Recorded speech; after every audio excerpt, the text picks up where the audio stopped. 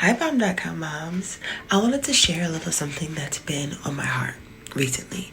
So, I'm going to share a little piece of my story.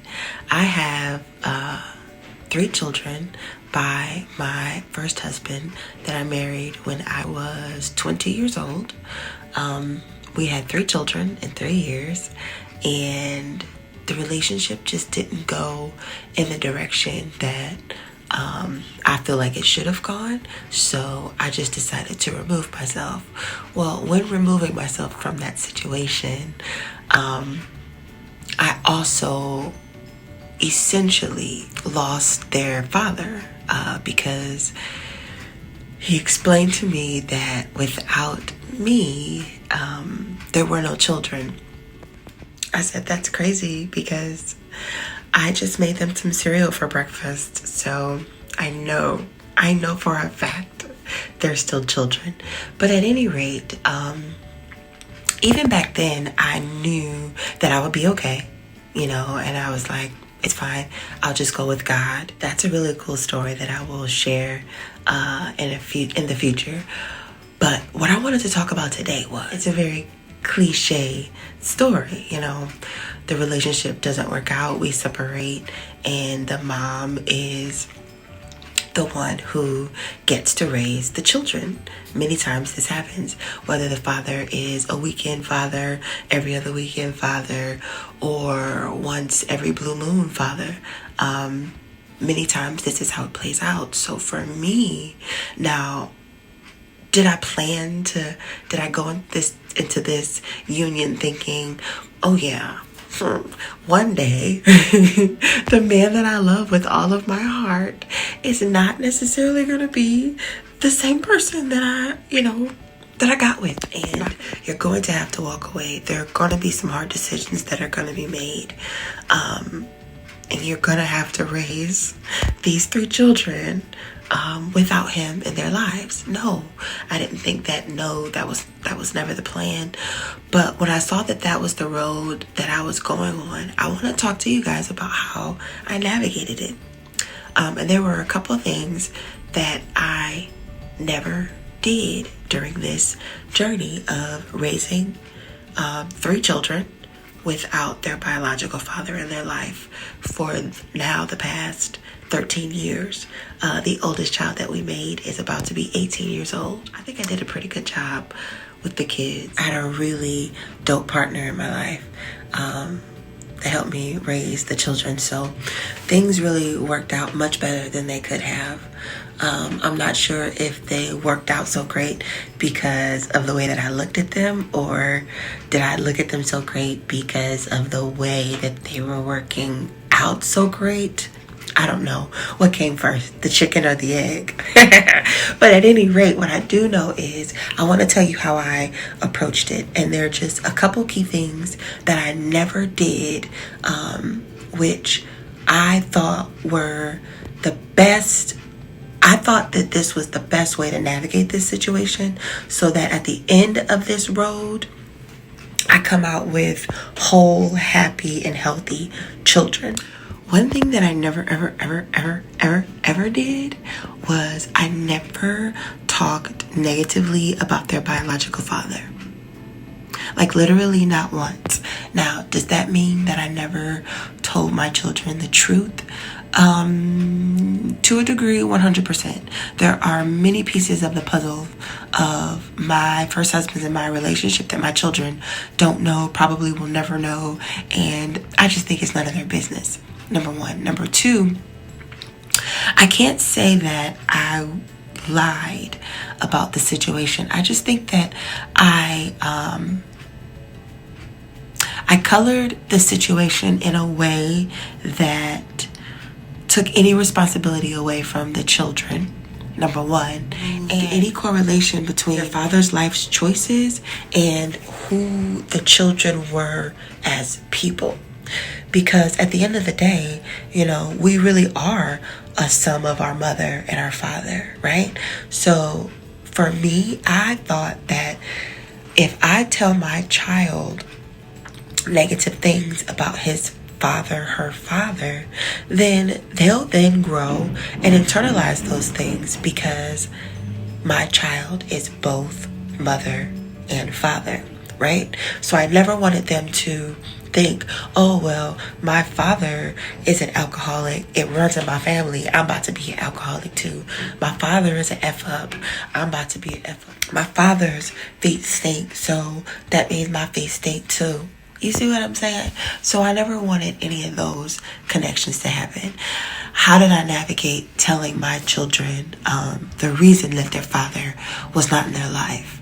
I simply said, and I literally just repeated this kind of like a record. All of us go through things in life. Every single one of us.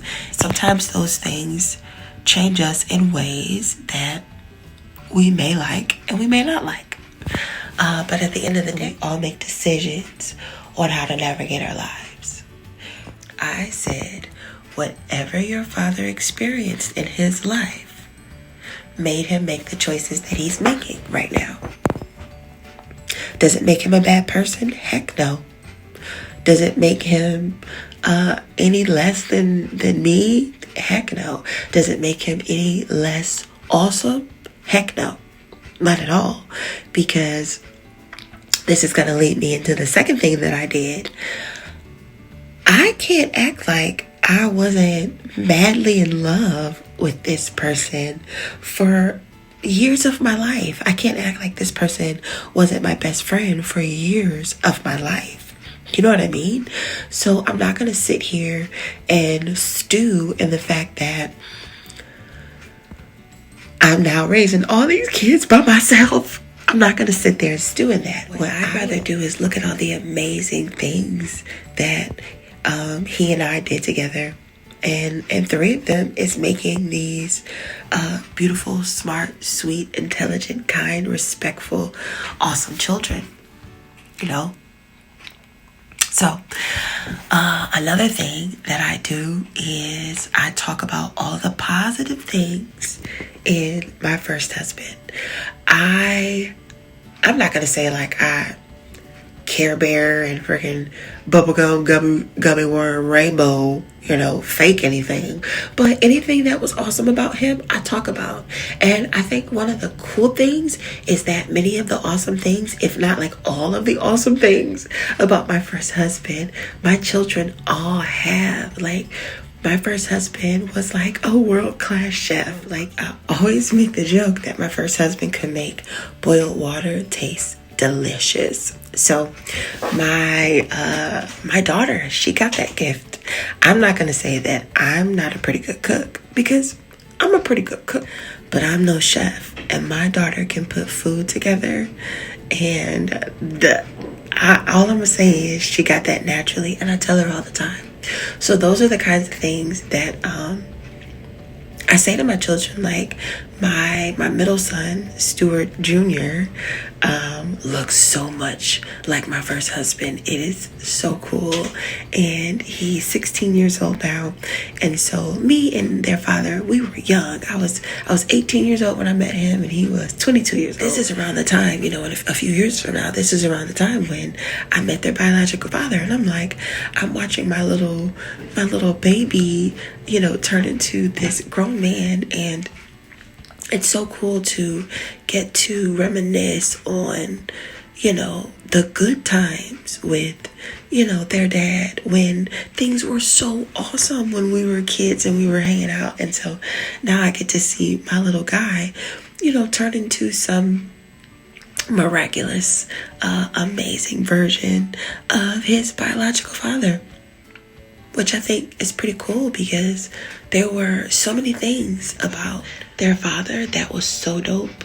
And I see those things in my children today. So I am just so grateful that, number one, that is the man that chose me and I chose and God chose for us to bring these lives forward. So I really sit in such gratefulness for my first husband, whether he was here to help raise the children or not, because I I think, I just think we made some dope kids. And I look at my youngest son, and one of the things about my first husband was he was a genius. Like, he was an excellent salesperson. He was an excellent people person. And he just made you feel comfortable, but he wasn't like super arrogant or anything like that. And that's what I see in my younger son. Like, my younger son is so handsome, so smart. He can do anything, literally. He's a really good learner, which I think is very valuable. Like, I think it's valuable to just be able to learn stuff. And I see those qualities in all of my children, but a lot in my younger son. So when I think about my kids, I don't even have any room to be angry about any of the things that I experienced with their father that I didn't like, because at the end of our union, I was left with a lot of lessons, so I learned some things. I'm grateful for that. And I was left with these awesome kids, and I'm grateful for that. So that's number 2. Now, here's a third thing, and this was very early on. So their father, he never reached out. I think one day I said, I can't be with you no more. I can't be with you no more. And then like 2-3 business days later, he never came back.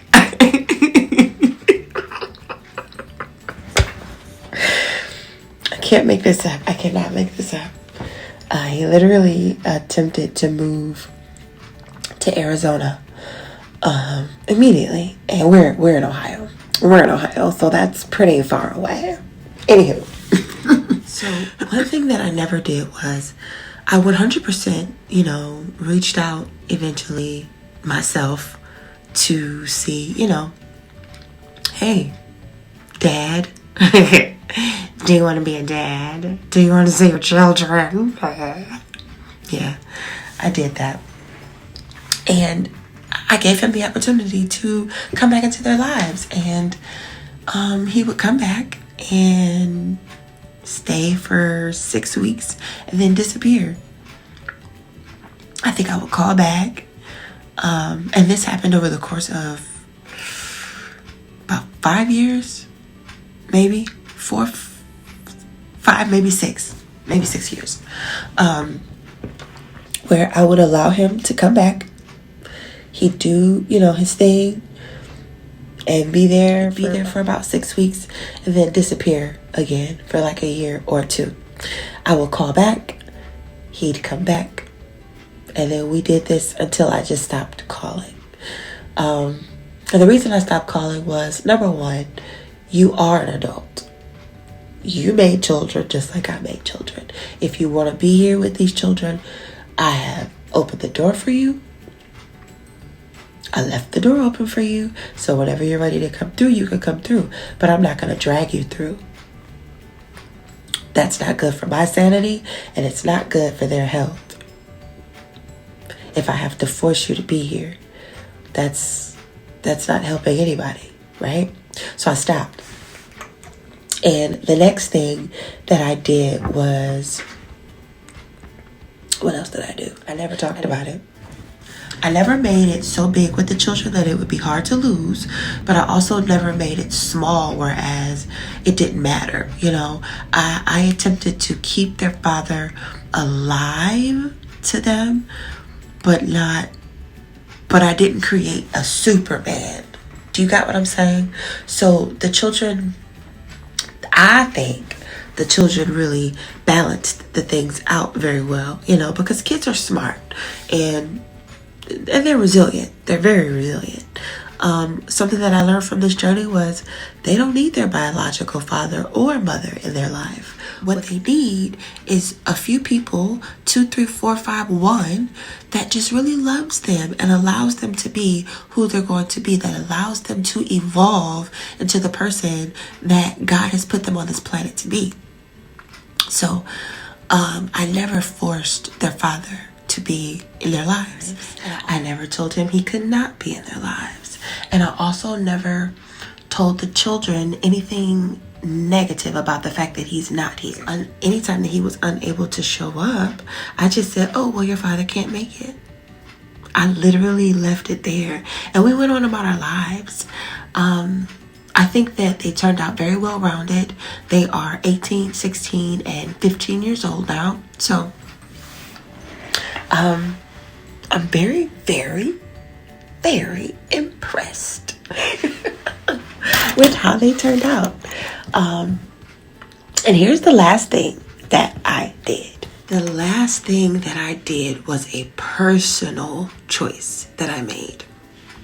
So I know that I said that I don't say anything negative to my children about their father, ever since they were little. But another thing that I do is I don't personally have any negativity in my heart towards my first husband. I had to personally forgive this situation, other situations. I had to really trust that God knew what he was doing when he removed this person from my life. Something I can remember was said to me very early in my journey, because I wasn't always just like this zen about it. Because remember, they were little. They were 5, 3, and 2 years old when all of this went down. So I was definitely 17 years old. Anyways, I was 17. And that's what we sticking to. Charlotte was 17 when it all happened. Anywho, something that this young lady said to me was, many times the person that's meant to have the children is not the person that's meant to raise the children. I said, well, isn't that interesting? Because I imagine that, you can only give what you have, right? And so the only thing that my first husband would have been able to give was all of the things that he had. And so I couldn't be upset that God saw fit for that not to be what was poured into my children, I thought that was pretty awesome. And so I was very, very young, very early in my journey. And I was already, I guess, primed to hear something like that, because I had already thought to myself, I didn't want to give my children a complex about the fact that this blankety blank creature over here did what he did, disappeared. I didn't want them to think, oh, well, that's who he is, that's who I am, because that's exactly what we communicate when we say, Johnny over here wasn't SHIT. Well, Johnny Jr. ain't gonna be too much better now, is he? But what we really should be teaching our children is that Johnny Sr. just made some bad choices. That does not mean that that's who Johnny Sr. is. At the core of who Johnny Sr. is pretty dope. But Johnny Sr. doesn't see how dope he is. And Johnny Sr. decides to live his life in such a way that does not allow the world to see how dope he is either. So therefore, when we have a situation like that, we just remove ourselves. We don't have to talk negatively about it, because for real, there's really nothing negative. I know this is gonna sound crazy, but I was like, I really feel like it was a heist. I stole some really dope DNA, right? I gotta show you guys my kids. Like, my kids are awesome. I'm awesome too. Yeah. But it takes two to tango.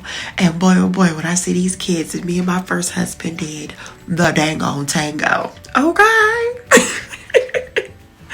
At any rate, I want to say, if you are in a situation where you are a man or a woman and you had some children by someone who isn't necessarily the type of person that you want to live the rest of your life with.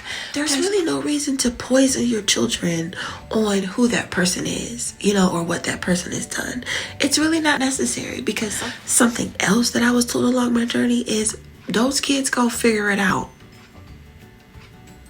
They're gonna figure it out. So the proof is in the pudding. So for real, that's why I've never opened my mouth. I didn't have to. I just let the pudding speak for itself. So I hope this helps. If it does, tell me down in the comments. If you've got a similar story and you've got something to share, let me know. If you like this video, please click like and subscribe. I come at you every single week with videos on continuing to be a Bomb.com mom. Until next time, peace and love.